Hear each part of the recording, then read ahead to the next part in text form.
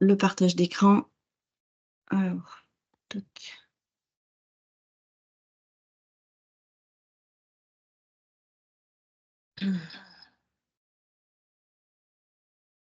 Alors, il est où? C'est pas celui-là. Le dernier, là.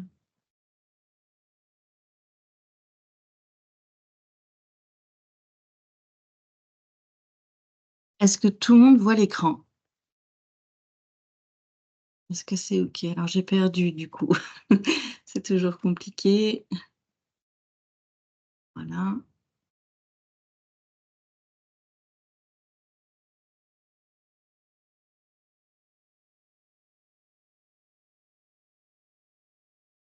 Donc apparemment, c'est bon, tout le monde voit l'écran. Oui.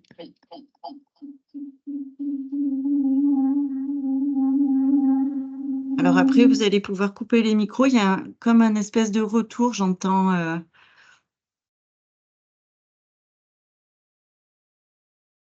Non, c'est bon pour tout le monde? OK. Super. Donc, comme je vous l'ai dit tout à l'heure, aujourd'hui, on va parler du numérique responsable. On va vous expliquer les enjeux du numérique et comment agir sur ce sujet-là. Donc, on va commencer par se présenter. Je suis Lydie Demaison, conseillère numérique à la Chambre de commerce et j'ai le grand plaisir aujourd'hui de co-animer ce webinaire avec ma collègue Marie qui va se présenter. Donc, je suis Marie Sipierre, moi je suis conseillère sur le volet développement durable pour la Chambre de commerce. Et comme on n'est pas nombreux, je serais contente qu'on puisse faire un rapide tour, pas tour de table, mais tour d'écran, si vous pouviez juste activer vos caméras et les micros pour qu'on puisse connaître un petit peu, voilà les personnes qui sont là aujourd'hui et puis rapidement nous expliquer qui vous êtes, quelle est votre activité et qu'est-ce que vous attendez en fait du sujet. Si vous avez déjà des voilà des notions sur le numérique responsable, s'il y a déjà des voilà, de manière assez rapide, mais si vous avez déjà des actions qui sont mises en place dans vos structures. On commence par dans allez, dans l'ordre de l'écran, je vais demander à Anne Villaret de commencer. Oui, bonjour.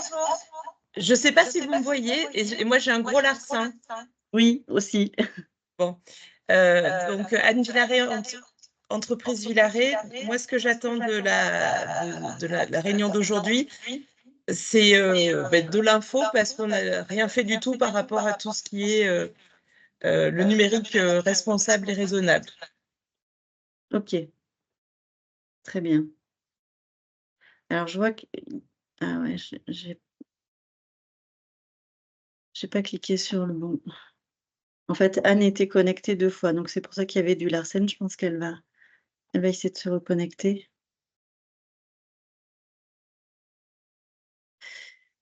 Ouais, on va voir. OK, merci Anne. Je pense qu'elle va se reconnecter. Elle était connectée 2 fois. Frédéric Simon? Oui, bonjour à toutes et tous. Frédéric Simon, conseiller en insertion à la mission locale de Saint-Flour.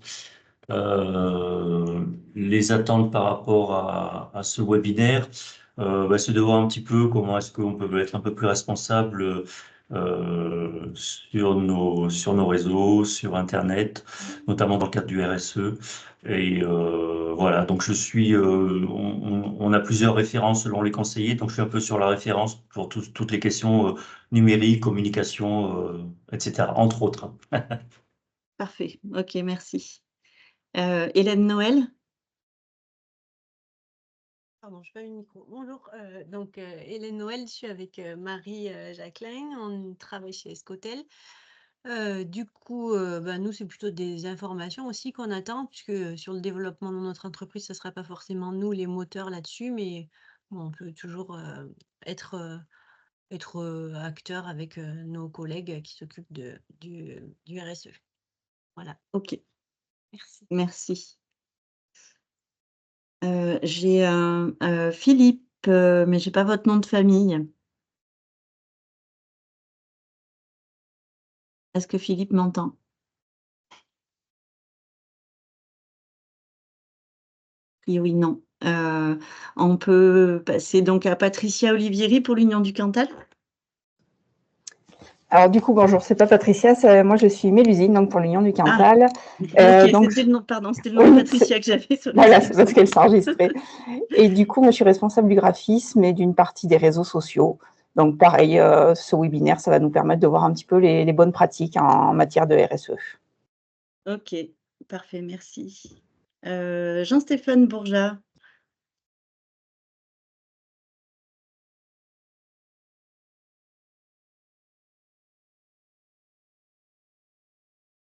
Non, apparemment, on ne vous entend pas, Jean-Stéphane.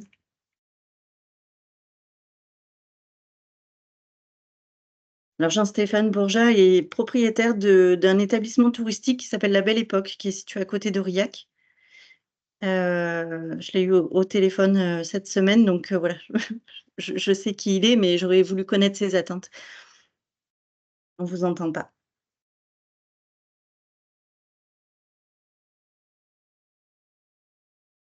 Ouais. On va commencer du coup la présentation.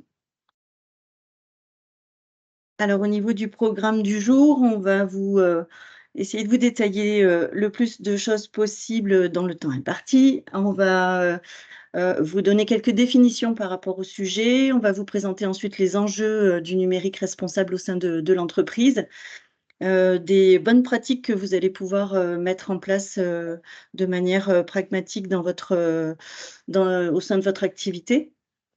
Donc avec, voilà, les applications que vous pouvez faire en entreprise et quelques outils. Alors c'est pas des listes exhaustives parce qu'il existe, plein de choses et plein d'outils pour développer le sujet dans son entreprise. Mais voilà, ça sera des pistes peut-être de travail pour vous et puis des choses après qu'on peut revoir ensemble, sur de l'accompagnement individuel, avec chacun de vous. Alors au niveau des définitions, on va vous détailler les 3 principales.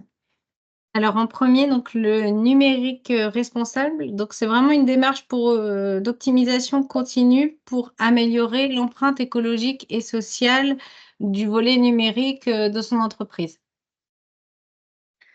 L'empreinte numérique, c'est vraiment l'impact environnemental qui tente de prendre en compte la consommation d'énergie, l'extraction de minerais, le coût des transports, c'est quelque chose d'assez global, jusqu'à la phase de recyclage du produit numérique.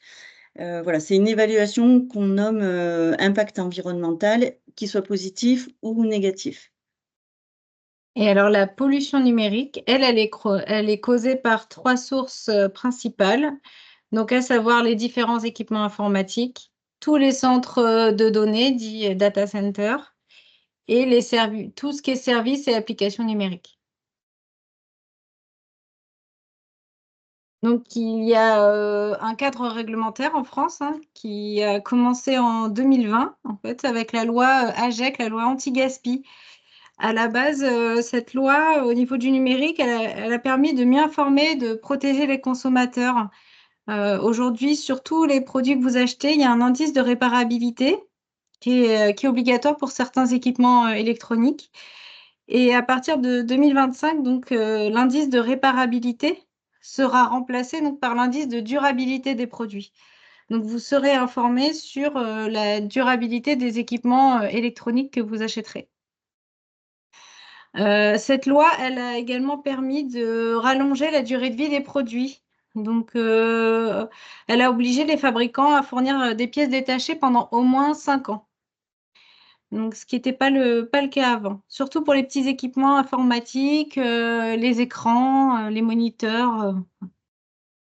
Et en dernier, voilà, elle oblige aussi l'État et les collectivités à intégrer ces enjeux dans leur politique d'achat. Donc voilà, pour tout le volet public, aujourd'hui, ils doivent prendre en compte tous ces aspects pour leurs équipements. Ensuite, il y a une seconde loi qui est arrivée l'année suivante, en novembre 2021. C'est la loi REEN, donc la loi Réduire l'empreinte environnementale du numérique.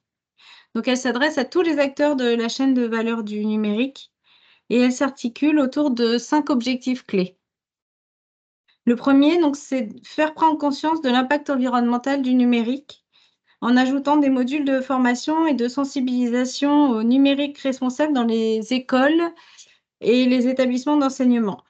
Donc ça va être mis en place prochainement, donc pour sensibiliser déjà dès le plus jeune âge. Ensuite, voilà, elle dit qu'il faut limiter le renouvellement des appareils numériques. Donc, elle interdit les pratiques d'obsolescence programmée des produits et des logiciels. En fait, c'était encore beaucoup le cas pour les logiciels notamment. Elle précise aussi l'adoption d'usages numériques éco-responsables en favorisant le réemploi et la réutilisation des matériels à l'aide d'opérations de collecte et en créant un référentiel général d'éco-conception des produits. Et elle promeut également des centres de données, donc des data centers moins énergivores, en mettant en place des mesures de réutilisation, notamment de la chaleur fatale. Hein, toute la chaleur qui est récupérable sur les data centers aujourd'hui, elle peut être réinjectée dans des réseaux de chaleur ou servir pour du chauffage pour des bureaux qui seraient connexes ou des choses comme ça. C'est des choses qui sont vraiment travaillées sur tous les data centers aujourd'hui. Et il y a aussi la limitation des consommations d'eau, parce que les data centers sont extrêmement consommateurs d'eau. Et aujourd'hui, voilà, on sait que les ressources en eau, elles vont vraiment tendre à s'amenuire drastiquement. Et en dernier, voilà, elle promeut une stratégie numérique responsable dans les territoires. Donc, c'est aussi sensibiliser, voilà, les collectivités dans les territoires qui ensuite, elles, sensibiliseront les citoyens à ces pratiques. Je ne sais pas si vous avez des questions. Alors, on continue. Alors pour continuer, quelques chiffres en fait sur le numérique d'une manière générale en France. Donc c'est des chiffres qui datent de 2021. Donc on peut estimer que malheureusement ces chiffres ont augmenté. L'univers numérique français était constitué donc à cette date-là de 631 millions d'équipements utilisés par 58 millions de personnes. Ce qui fait environ 11 équipements par utilisateur. Donc quand on a ces chiffres un peu comme ça en tête, ça paraît quand même beaucoup. Et à titre de comparaison, le nombre moyen d'équipements, enfin d'appareils numériques par utilisateur, voilà, en incluant tout compris, hein, ordinateur, portable, téléphone, objets connectés. La moyenne mondiale sur la même année était de 8. Donc voilà, les Français, on n'est pas bons élèves sur ce coup-là. Donc il faut savoir aussi que pratiquement tous les Français de plus de 12 ans sont désormais utilisateurs du numérique. Ça explique aussi voilà, le taux d'équipement par personne qui est plutôt haut. Si on retire tous ces jeunes-là et les seniors, le taux d'équipement monte à 15 appareils par utilisateur. Voilà, donc ça fait partie c'est des chiffres qui paraissent quand même énormes. Donc là, on va vous dresser une petite photographie des appareils donc, qui sont les plus utilisés. Hein. Donc en premier, on a les ordinateurs et tous les écrans associés en fait. Parce que souvent, voilà, aujourd'hui, on a un ordinateur portable et à minima un écran à côté. Donc ça démultiplie quand même les équipements au sein des entreprises. Ensuite viennent évidemment les smartphones et tout ce qui est mobile. Voilà. Donc, on est à 98 millions à peu près en France en 2021. Ensuite, on a les appareils utilisés par le grand public, hein, donc les télévisions hein, qui sont quand même très présentes dans les foyers, tout ce qui est tablette, les consoles de jeux, les imprimantes. Et ensuite, des choses qui se développent beaucoup aujourd'hui dans les ménages, hein, c'est tout ce qui est associé au monde du smartphone, donc tout ce qui est montre enceinte connectée, tout ce qui est développement de la domotique aussi en intérieur, les voitures connectées, voilà. Et donc, c'est vrai que ça tend à quand même se développer de plus en plus. On a aussi tout ce qui est gestion centralisée des bâtiments, etc., voilà, qui demande aussi pas mal d'équipements numériques. Donc, pour continuer sur quelques chiffres, donc 4%, c'est la part que représente Internet dans les émissions de gaz à effet de serre. En fait, aujourd'hui, on sait que l'utilisation d'Internet consomme 50% de plus que les émissions de gaz à effet de serre du transport aérien mondial par an. Donc ça, c'est important de l'avoir en tête, hein, parce qu'aujourd'hui, voilà, on nous sensibilise beaucoup au fait que l'aérien pollue énormément l'atmosphère, mais il faut savoir quand même que l'utilisation d'Internet pollue 2 fois plus. 9 milliards, donc c'est le nombre d'appareils dans le monde, selon l'ADEME, c'est des données assez récentes, hein. Donc on sera à 9 milliards d'équipements. 22 kilos, c'est la quantité de produits chimiques qui sont nécessaires à la fabrication d'un ordinateur.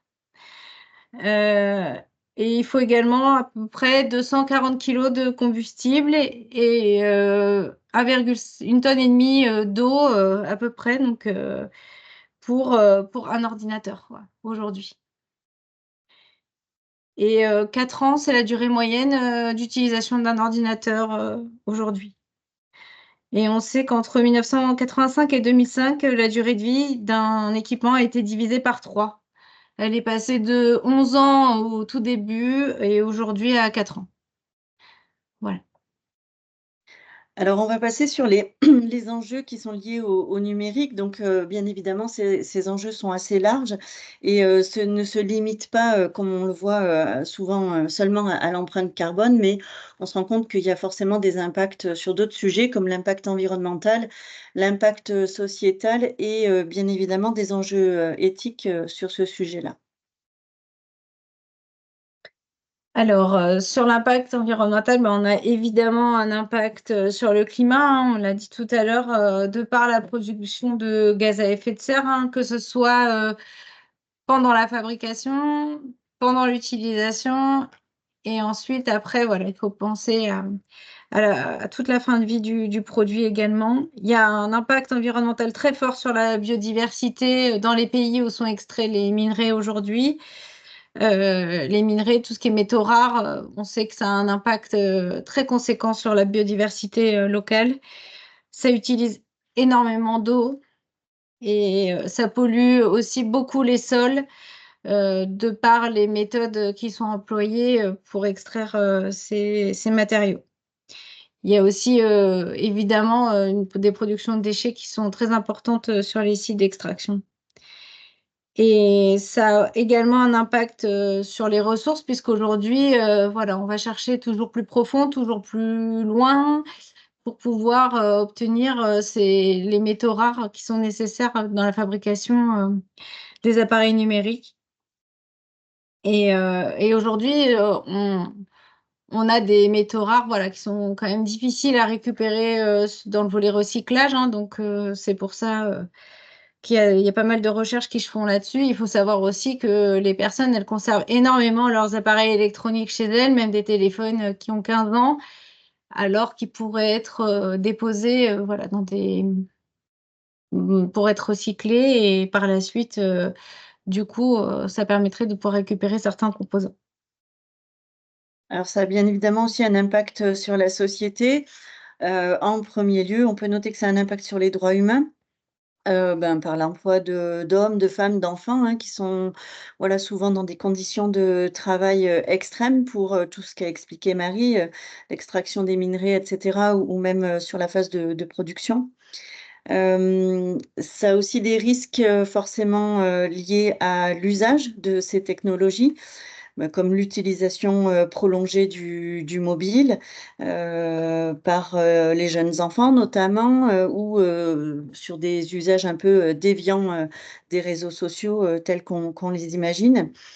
Et puis, ça a un impact aussi sur, la fracture numérique parce que, ça peut créer, enfin ça crée d'ailleurs, une société à 2 vitesses avec, des personnes qui sont, très éloignées, de l'usage du numérique. Donc c'est une vraie fracture, sociale et un vrai impact, sur la société. Et ensuite, voilà, il y a des enjeux plus éthiques, on va dire, hein, sur le respect de la vie privée, hein, sur l'utilisation des données personnelles à l'encontre de leurs propriétaires, l'analyse des données privées à des fins d'espionnage, mais aussi voilà, la malveillance, hein, par l'utilisation des outils numériques hors des usages légaux. Et voilà, il y a certains pays où l'intelligence artificielle, voilà, elle est quand même utilisée aujourd'hui pour contrôler le comportement de la population, quoi. Donc, il y a des points de vigilance à avoir et on voit qu'aujourd'hui, quand même, ça représente vraiment un enjeu pour les entreprises au niveau de la cybersécurité. Enfin, on a des exemples tous les jours, je pense, aux informations, voilà, sur l'impact que ça peut avoir sur une entreprise de se faire pirater ses serveurs et ses données. Alors, heureusement, en Europe, sur ce point-là, il y a un sujet au niveau du gouvernement européen qui est en train d'être largement traité, puisque le gouvernement européen a mis en place l'IA Act, qui permet de légiférer, entre guillemets, si toutefois ça peut l'être, mais qui essaye de légiférer l'utilisation de l'IA par rapport justement à tous ces sujets déviants et de manipulation ou d'utilisation malveillante de ces nouvelles technologies. Donc heureusement que voilà, il y a des choses qui sont mises en place. On va vous parler maintenant des bonnes pratiques. Donc là, on va rentrer plus dans le concret. On a fait une grande partie, voilà, sur la théorie pour vraiment vous expliquer et poser les bases. Et puis, on va rentrer un peu plus dans le détail sur les bonnes pratiques à mettre en place, à la fois sur le matériel et aussi sur vos usages au quotidien. Donc, les bonnes pratiques pour le matériel, d'abord, voilà, bah, c'est des choses basiques, hein, mais c'est en premier lieu prendre soin du matériel, essayer de le protéger, hein. On sait qu'aujourd'hui, il existe quand même plein d'équipements pour protéger ses smartphones, ou des housses, des protège-écrans. On peut ménager la batterie, hein, de son équipement. En fait, aujourd'hui, il est plus conseillé de recharger plusieurs fois votre téléphone dans la journée plutôt qu'une fois pour toutes. On sait que ça fait durer les appareils plus longtemps de les recharger plusieurs fois sur des courtes périodes, en fait. C'est aussi prendre le pli de le faire réparer le plus souvent plutôt que de le remplacer, évidemment. Et en fin d'utilisation, c'est ce que je vous disais tout à l'heure, hein, c'est avoir le réflexe recyclage, hein. Je sais que, enfin, il y a des chiffres qui montrent qu'en moyenne, un Français va garder au moins 3 téléphones chez lui qui ne fonctionnent plus. Alors qu'aujourd'hui, voilà, ils pourraient être récupérés et recyclés. Euh, et il existe aussi de plus en plus de matériel d'occasion reconditionné à disposition et qui sont quand même aujourd'hui garantis avec des indices de réparabilité et voilà, qui permettent aussi de faire de préserver un petit peu plus l'environnement. Donc voilà pour le matériel. Ensuite, on a l'éco-conception. Je ne sais pas si c'est un concept qui vous parle. En fait, c'est de penser la fabrication d'un produit de A à Z de manière à prendre en compte tout le volet environnemental. Et aujourd'hui, l'éco-conception, voilà, ça permet de réduire quand même, dès la phase de conception, les impacts sur l'environnement. Donc aujourd'hui, il y a des produits qui sont éco-conçus et donc que vous pouvez privilégier dans vos achats, hein. Je ne vous parle pas pour tous vos achats numériques, mais ça existe. Ensuite, on peut aussi louer, hein. Aujourd'hui, ça se fait beaucoup de louer des imprimantes en entreprise. Ça permet aussi voilà, de moins consommer d'équipements, surtout si ce sont des équipements qu'on utilise aussi parfois peu souvent, hein. Il faut penser à la location. Et il est possible aussi alors je ne sais pas dans vos structures, hein, mais des fois de mutualiser du matériel, avoir une imprimante pour plusieurs. Enfin, voilà. Et puis, on peut réduire le nombre, hein, de matériel et d'objets connectés. Alors, je sais que c'est plus confortable d'avoir un deuxième écran, ce genre de choses, mais ça peut aussi être pensé comme ça. Essayer de limiter un maximum les appareils électroniques dont on pourrait se servir. Et donc, les bonnes pratiques au niveau des usages, ça va reprendre des choses qu'on a déjà vues, mais on va essayer de limiter au maximum les services non nécessaires. Par exemple, en désactivant, le Wi-Fi, le Bluetooth, s'ils ne sont pas utilisés. On va, préférer le réseau, filaire. Le soir, quand on quitte le bureau, on débranche, tous les appareils qui sont, en veille. On active le mode, économie d'énergie. On active, pardon, la veille automatique, hein, par exemple de ses écrans ou de son téléphone. Hem Et on essaye au maximum de privilégier, les réseaux, 4G ou 5G sur son smartphone, plutôt que d'être tout le temps connecté en Wi-Fi. Hem, on limite les écrans, Marie l'a dit tout à l'heure, mais c'est vrai que c'est de démultiplier ces écrans, c'est assez énergivore. Donc, pour travailler, on essaye de privilégier un seul écran plutôt que 2, voire des fois 3, hein. Après, il y a certains métiers qui demandent un confort visuel pour travailler, mais on essaye de limiter au maximum. On va essayer de privilégier un vidéoprojecteur pour ces réunions, par rapport à un grand écran.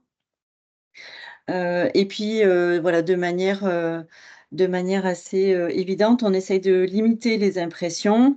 On va utiliser l'option brouillon, on va, voilà, pour limiter la consommation d'encre, le noir et blanc plutôt que la couleur, le recto verso et cetera. Recycler les cartouches. Tout ça, c'est des choses qu'on a déjà en tête, mais qui sont pas forcément toujours appliquées, en entreprise. On va essayer aussi de limiter, les fichiers, donc en triant, son ordinateur, en supprimant les fichiers qui ne sont pas, nécessaires, en archivant, les anciens dossiers, par exemple, hein, on peut libérer, de la place sur son ordinateur en archivant, sur du cloud. Ça évite à l'ordinateur de tourner, trop souvent et de manière trop importante. Hem On va limiter aussi les applications, en supprimant toutes les applications que vous avez dans vos téléphones qui sont même parfois installées par défaut, à l'achat du téléphone et que vous n'utilisez pas ou peu. Donc, on peut carrément les désinstaller pour éviter qu'elles fonctionnent en arrière-plan et donc consommer de l'énergie. Et puis on va essayer de consommer, ou de consulter internet avec une approche responsable, hein, en utilisant, les favoris par exemple dans son navigateur, en fermant les onglets qui ne sont pas utilisés, en créant des raccourcis, sur son bureau et cetera. Pour éviter en fait dès que vous avez besoin d'aller sur un site internet, de passer par la recherche, de votre navigateur, hein, par votre moteur de recherche qui consomme énormément d'énergie, à ce moment-là.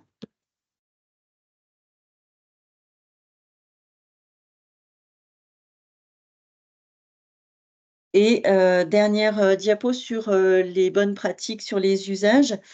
On va essayer d'envoyer des mails raisonnablement, en évitant les pièces jointes, qui sont trop lourdes. Donc là, il y a plein d'outils en ligne qui permettent de faire de l'envoi de fichiers, en dehors des emails. On va donc préférer un lien de téléchargement. On peut nettoyer aussi toutes ces listes de diffusion, pour limiter le nombre d'envois, qui ne seraient pas, qui n'aboutiraient pas, hein, sur des contacts qui n'existent plus, par exemple. Heu, on va essayer également de développer des sites web qui sont éco-conçus. Donc comme expliquait Marie, on peut effectivement, prévoir la conception d'un produit, de manière éco-responsable, donc avec, toute une réflexion, une vision globale en fait du cycle de vie du produit. Mais ça marche aussi pour les services et pour les sites internet. On le détaillera un petit peu plus loin, mais, il y a vraiment maintenant des outils qui permettent alors si vous avez déjà un site internet en place, d'avoir une vision de ce que représente votre site internet au niveau, écologique, à l'aide voilà, d'analyses, de diagnostics, ce genre de choses.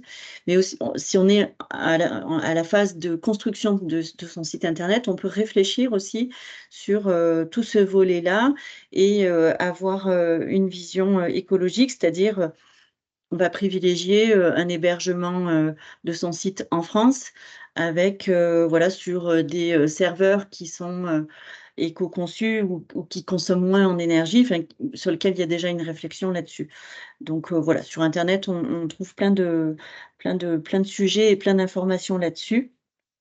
Et puis, on va essayer d'être raisonnable dans l'usage de la vidéo en ligne parce que tout ce qui est streaming et, euh, et consommation de vidéos par le biais de plateformes comme Netflix, etc., je cite celui-là, mais il en existe tellement, qui sont voilà, extrêmement consommateurs de bandes passantes et qui, du coup, forcément, ont des impacts sur la planète.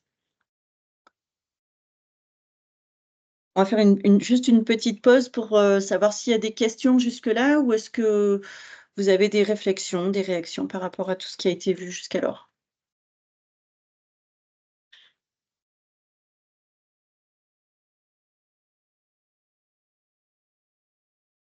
Pas forcément de réaction. Vous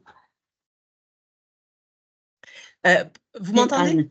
Oui. Oui, moi, juste une réaction, enfin, par rapport à un usage professionnel, en fait, quand on dit limiter les écrans, c'est compliqué. Enfin, moi, je me vois pas travailler avec mon simple écran d'ordinateur. J'en ai deux et j'envisage même d'en rajouter un troisième parce que bah, je comprends que ça soit énergivore, mais on passe du temps, quoi, et on perd du temps quand on n'a pas les outils.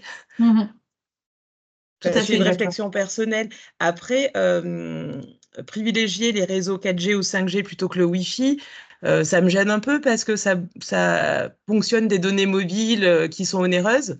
Et donc, c'est vrai que, enfin, moi, je vois dans mon entourage, on privilégie plutôt le Wi-Fi quand on peut, à la maison notamment, plutôt que les datas, quoi, en fait.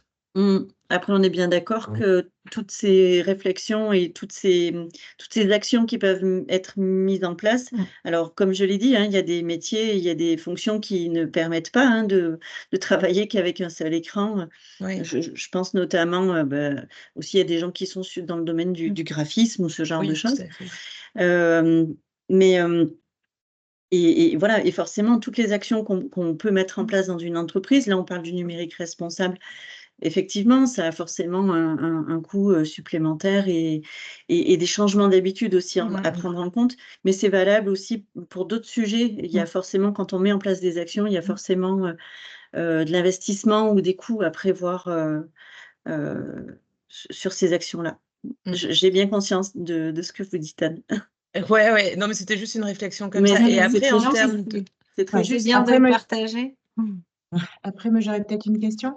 Est-ce qu'il vaut mieux prendre un grand écran et le partager en plusieurs, en plusieurs côtés que de mettre plusieurs écrans? Ah oui, ça c'est sûr, oui. Ouais. Mais d'une part, parce que vous allez avoir un deuxième écran qui a été à nouveau fabriqué avec voilà, des minerais, des métaux rares, etc. Et vous allez consommer forcément plus d'énergie aussi avec deux écrans qu'avec un seul, même plus grand. Ça, c'est sûr. Ok. Merci. De rien. Si je peux me permettre, Oui. par rapport justement, effectivement, c'est pas forcément évident d'économiser en termes de matériel parce on a des besoins, mais c'est peut-être au niveau du choix, au niveau de quand on fait l'achat du matériel aussi, il y a des enjeux aussi qui peuvent se jouer. Alors souvent, dans les entreprises, on passe par des sous-traitants pour nous installer tout ce qui est informatique notamment, mais on peut exiger et demander aussi justement d'avoir entre un choix d'écran, ben, prendre un écran qui va être moins consommateur. Bien sûr. Et puis d'aller voir aussi, bon, il y a des sites comme par exemple Moral Score qui permettent d'aller voir si l'entreprise, la marque est éthique. Donc ça peut être aussi au niveau du choix de la marque aussi qu'on peut déjà là aussi faire des choix éthiques au début aussi, avant, au niveau de l'achat, quand on fait l'achat. Oui, bien sûr. Ça, Tout à fait. ce sont des réflexions, oui, qui peuvent être vraiment à l'origine d'un achat, qui peuvent être importantes, c'est sûr, pour la suite. Puis vous avez aussi tout le volet matériel d'occasion aussi, quoi. C'est vrai que des fois, on y pense peut-être à titre personnel, moins à titre professionnel, mais ça peut aussi être une solution. Après, sur l'aspect réparation, bon, malheureusement, il y a des zones, certaines zones, comme ici à Saint-Flour, où des réparateurs, ben, on n'en a pas. Donc après, ça part en SAV. C'est toujours de calculer, de se dire, voilà, est-ce que j'achète du neuf ou est-ce que je fais réparer? Mais ça va partir à l'autre bout de la France, en camion diesel. Voilà, c'est toujours un peu compliqué quand on n'a pas de quoi faire réparer sur place. Oui, oui, je comprends. On a du Mais je mal crois qu'à à... CCI, il y a une formation à venir sur Saint-Flour de futurs réparateurs. Donc, espérons qu'il y a des choses Espérons qui qu'il vont y ait voir le des gens jour. qui sont intéressés.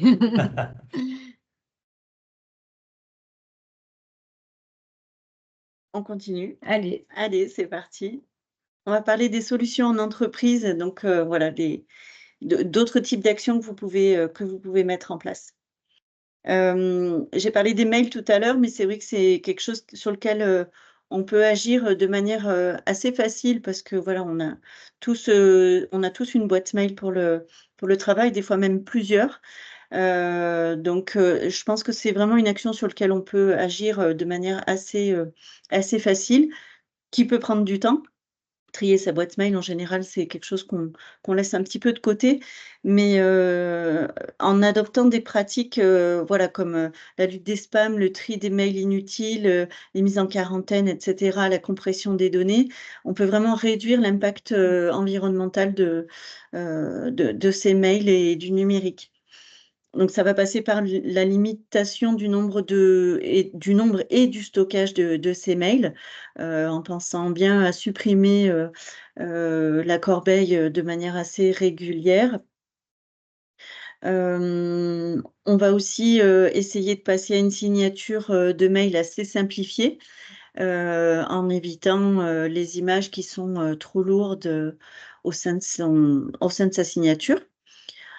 On va également limiter les pièces jointes volumineuses, hein, comme je l'ai dit tout à l'heure, en compressant les fichiers ou alors en utilisant des liens de téléchargement pour, partager tous les éléments qui seraient trop volumineux. On va utiliser des formats de fichiers qui sont optimisés, donc voilà, des choses qui sont plus légères, hein, les fichiers, on va privilégier peut-être du PDF, du JPEG, pardon, hop, je reviens en arrière. Plutôt que des formats qui prennent, plus de place dans ces mails.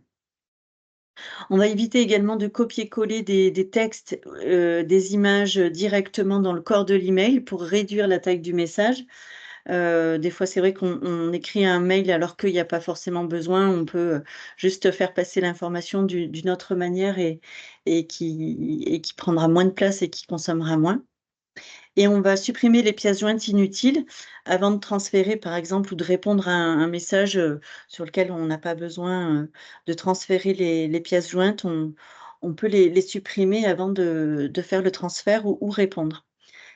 Sur la slide, vous avez 2 liens, pour, avoir un peu plus d'infos par rapport à cet impact écologique des mails dans nos entreprises. Vous aurez, accès au support après la formation, donc vous aurez, la possibilité d'aller consulter, ces 2 articles pour, avoir un peu plus de compléments d'infos.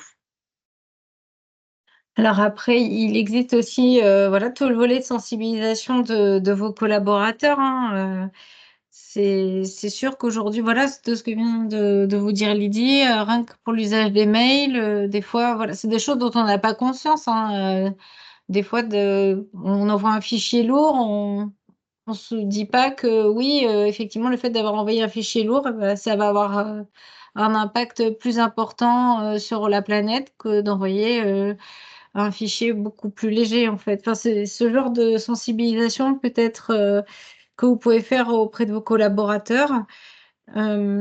Sur les impacts aussi environnementaux du numérique, hein, peut-être, rappeler, voilà, hein, tout ce que va, consommer, rien que la fabrication d'un ordinateur. Et il existe, enfin là je vous le montre comme ça, mais en ligne en fait, l'État a fait des petites affiches comme ça pour, sur le numérique responsable. Alors c'est peut-être aussi, de l'affichage que vous pouvez avoir auprès de vos collaborateurs dans vos entreprises, voilà, c'est un peu, il y a un peu de couleur et cetera, donc ça peut attirer l'œil et des fois, ça peut peut-être faire rentrer, 2-3 idées et engager des discussions, voilà, entre vous et vos collaborateurs. Ensuite, il y a aussi des formations. Donc là, avec Lydie, on vous a mis quelques petites formations en ligne, des ressources. Enfin, voilà, si vous voulez creuser un petit peu, vous allez voir, il y a quelques ressources qu'on vous a mis dans la slide. Il y a notamment le premier lien qui concerne, un MOOC, donc un cours assez rapide qui dure 30 minutes et qui permet vraiment de sensibiliser l'ensemble des collaborateurs d'une entreprise sur le sujet. C'est 30 minutes, c'est quelque chose qui peut s'organiser en interne, au sein de votre entreprise, peut-être même de manière un petit peu ludique. Allez, on le fait tous ensemble et on essaye d'évaluer un petit peu, le niveau de connaissance, en fait, de chacun des collaborateurs, sur le sujet.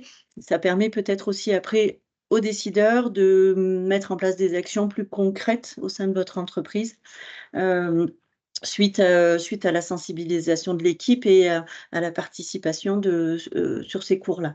Donc voilà, on vous invite vraiment à consulter ces 6 liens qu'on vous a mis dans la slide et qui pourront vous donner encore plus de billes pour agir dans l'entreprise. Alors ensuite, voilà, on en parlait tout à l'heure, hein, mais c'est ce dont aussi vous parliez, Monsieur Simon, hein, c'est de tout ce qui est empreinte numérique. Voilà, donc ça peut se mesurer, hein, l'empreinte numérique au sein de son entreprise. Il y a aussi, voilà, essayer de privilégier des achats de matériel voilà, qui ont été éco-conçus, où on voit que sur tout le cycle de vie de ce matériel-là, voilà, tout a été pensé pour qu'il soit conçu de manière écologique un maximum. Donc ça, aujourd'hui, ça existe et ça peut se mesurer aussi. Et ça compte aussi dans un bilan carbone, hein. Aujourd'hui, vous avez peut-être des entreprises qui ont envie de réaliser un bilan carbone, voilà, de toute façon, ça va très certainement devenir obligatoire presque pour tous les types d'entreprises dans quelques années. Et ça aussi, c'est des choses qui sont mesurées pendant un bilan carbone, hein, les émissions de gaz à effet de serre liées au numérique.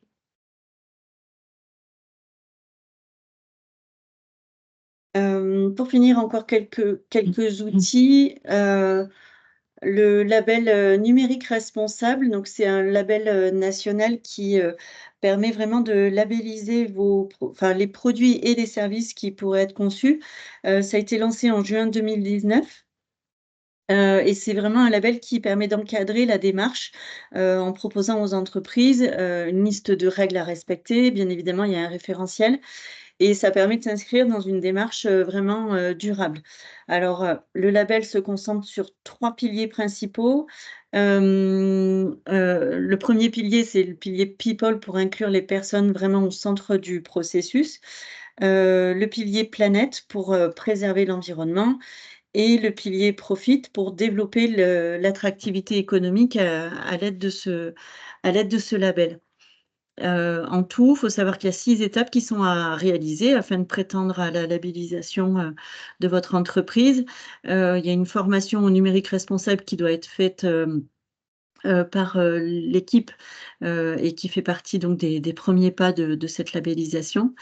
Et ensuite, voilà, il y a un comité de labellisation qui étudie la demande, le plan d'action et qui décide de l'attribution ou non du label. C'est un peu drastique, mais quand on veut vraiment s'engager dans la démarche, ça passe par ce label-là. Donc pareil, vous avez le lien sur la slide qui vous permet d'avoir en tête le référentiel si toutefois vous souhaitez vous lancer sur le sujet. Alors ensuite, il y a aussi des outils qui permettent de calculer l'impact environnemental de son entreprise en ligne, hein.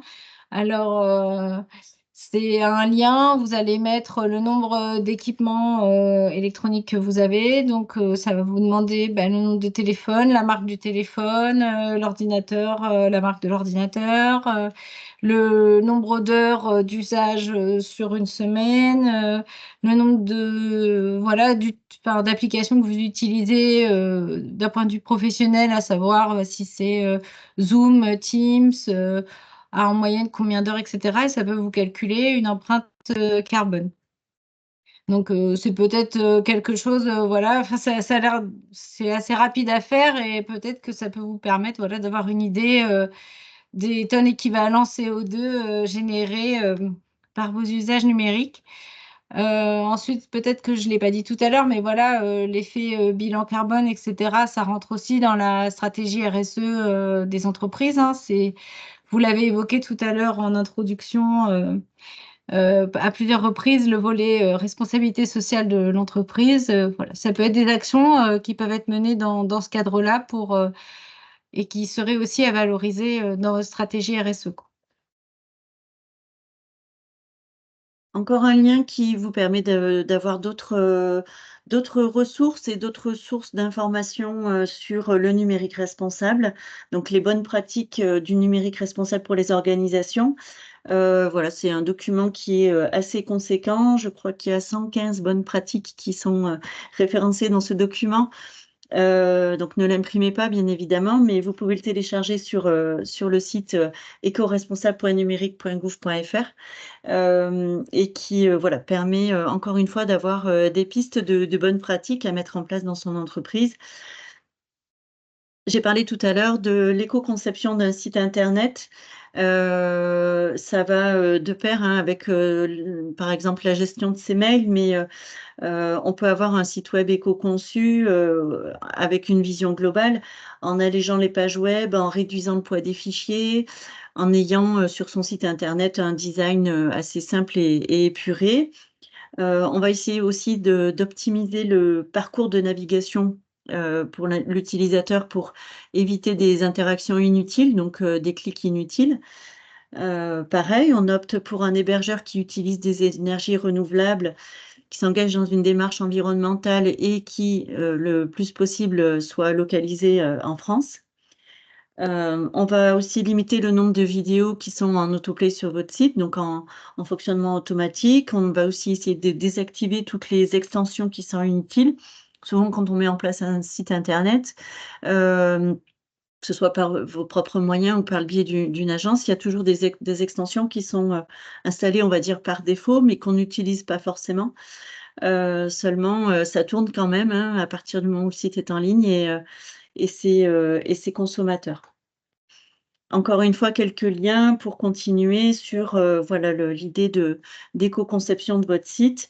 Il y a le site Eco-Index qui permet d'avoir toujours un indice voilà, de durabilité de votre, pas de durabilité, d'empreinte écologique de votre site web. J'avance un peu parce qu'il est déjà 9h20, on a dépassé un petit peu le temps. De même, on peut agir sur la navigation web. Donc ça, c'est peut-être des choses que vous connaissez déjà. Je vous ai mis, alors il en existe plusieurs, mais on va dire que ce sont les plus connus, des navigateurs et des moteurs de recherche qui agissent aussi dans le sens de l'écologie. Vous avez Ecosia et Lilo qui sont des moteurs de recherche qui agissent directement sur la planète avec une recherche égale un arbre planté, notamment pour Ecosia. YouCare et Ecogène qui, eux, agissent plutôt aussi sur des enjeux éthiques, sur la protection des droits de l'homme, etc. On peut faire aussi, on peut agir sur voilà, autre chose que sur l'environnement. Et des moteurs de recherche comme DuckDuckGo et Quant. Alors, Quant est français, qui, eux, agissent plutôt sur les données personnelles, c'est-à-dire que ce sont des navigateurs et des moteurs de recherche qui n'enregistrent pas vos historiques de navigation, etc., ni vos données personnelles. Donc, voilà, ça peut être aussi des bonnes pratiques ou des habitudes à prendre en compte dans vos entreprises. Et pour terminer, ce sera voilà, effectivement la dernière slide. La CCI du Cantal propose un diagnostic ciblé sur le numérique responsable qui peut être fait avec votre conseiller. Donc, c'est un diagnostic en plusieurs points où on fait vraiment une analyse de l'existant. Ensuite, on fait une restitution du diagnostic et une présentation du plan d'action. Donc, c'est un diagnostic qui peut vous être proposé et qui permet voilà, d'avoir un état des lieux en fait, de vos pratiques à l'instant T et qui peut après, peut-être pour vos décideurs, ben, voilà, mettre en place une politique RSE ou agir sur une politique d'achat, etc. Donc, sachez que voilà, il y a ce dispositif qui existe, il est à votre disposition. Si vous êtes intéressé, il ne faudra pas hésiter à revenir vers nous. Je vais prendre 2-3 minutes de plus pour savoir s'il y a des questions, si vous avez des réactions à chaud à nous faire partager. Sinon, on clôturera ensuite. Et puis, de toute façon, moi, j'ai vos adresses mail pour vous faire passer le support. Juste pour compléter, la CCI est également en mesure de vous accompagner plus largement sur vos démarches RSE, aussi en entreprise, hein. On a aussi des compétences dans ce domaine pour vous accompagner voilà, sur la politique RSE de votre entreprise. Je me posais une question.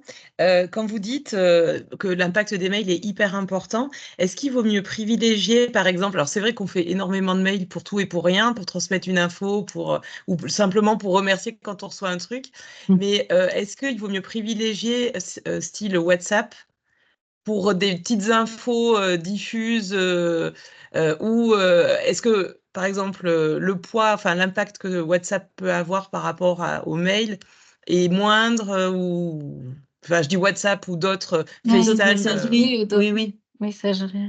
Moi, je pense que oui. Alors, c'est quand même, enfin, c'est remplacé. Enfin, c'est un peu la peste contre le choléra, mais c'est remplacer du numérique par du numérique. Donc effectivement, on peut se poser la question sur l'impact que ça peut avoir. Mais je pense que de toute façon, oui, ça sera quand même moins énergivore. Après, on parle de WhatsApp, mais il y a des solutions pour les entreprises qui permettent justement d'avoir des messageries instantanées. Je pense à Slack, il y a Steeple aussi, qui est un outil qui est assez bien fait pour tout ce qui est voilà, communication interne aux entreprises.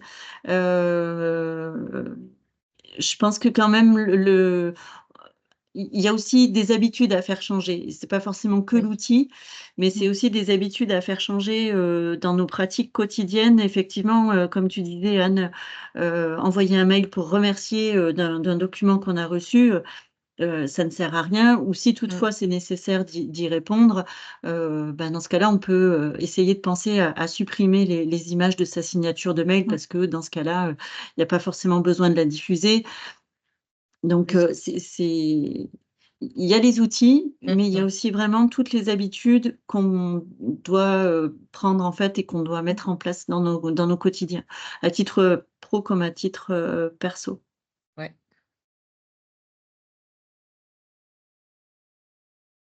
Et la petite affiche des 10 éco-gestes responsables que Marie a présentée, elle est dans les liens aussi? Alors, elle n'est pas dans les liens parce que je l'ai trouvée hier un peu en last minute en finissant de préparer la réunion d'aujourd'hui.